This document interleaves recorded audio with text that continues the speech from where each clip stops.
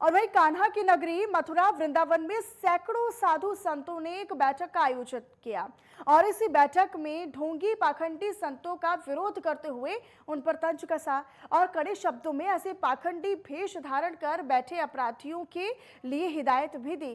साधु संतों ने ये कहा कि हम ऐसे साधु के भेष में बैठे अपराधियों का घोर विरोध करते हैं जिनका पहले से आपराधिक इतिहास रहा है, जिनका संतों से कभी भी कोई भी ताल्लुकात नहीं रहा है, जैसे कि एक साधु के भेष में बैठा अपराधी धर्मेंद्र गिरी महाराज, जो देहरादून से मथुरा वृंदावन में आकर रह रहे हैं। आपको बता दें कि उन पर कई मुकदमे दर्ज हैं। देह व्यापार 307 और अन्य संगीन धाराओं में भी कई उन पर मुकदमे दर्ज किए गए हैं और ठाकुरों के साथ इनकी थाना शिकारपुर में गोलीबारी भी हुई थी। संतों ने हुंकार भरते हुए कहा कि उनके लिए जाति सूचक शब्दों का इस्तेमाल करूंगा नहीं, लेकिन छात्रों पर उन्होंने हरिजन एक्ट का मुकदमा दर्ज करा दिया था। अब हरिजन एक्ट श्रवण तो लगा नहीं सकता। अगर ऐसे ढोंगी पाखंडी साधु संत समाज के बीच में आएंगे तो समाज का विश्वास संतों और साधुओं के प्रति कैसे होगा।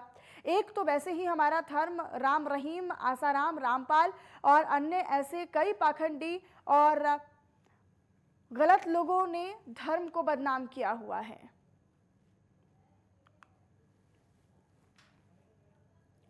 समाज एकत्रित हुआ है और हम हृदय से उन ढोंगियों का विरोध करते हैं। जैसे कि उन ढोंगियों में जैसे कि एक धर्मेंद्र है जो अपने आप को धर्मेंद्र गिरी लिखता है, जो कई जगह से मुकदमाओं में वांछित है, जो देह व्यापार सेक्स रैकेट चला चुका है देहरादून में और वहाँ से भी वांछित है। इसका थाना शिकारपुर पड़ता है, शिकारपुर से ये 307 का वांछित है और अपने आप को ये गोस्वामी लिखता है। तो ये गोस्वामी भी नहीं है क्योंकि इसकी ठाकुरों के साथ गोलीबारी हुई थी जिसमें 307 का मुकदमा थाना शिकारपुर में दर्ज कराया गया था। तो उसमें मैं जाति सूचक शब्द नहीं प्रयोग करूंगा, लेकिन हरिजन एक्ट इन्होंने उन पर लगाई थी। तो मान लीजिए सवर्ण तो हरिजन एक्ट लगा नहीं सकता।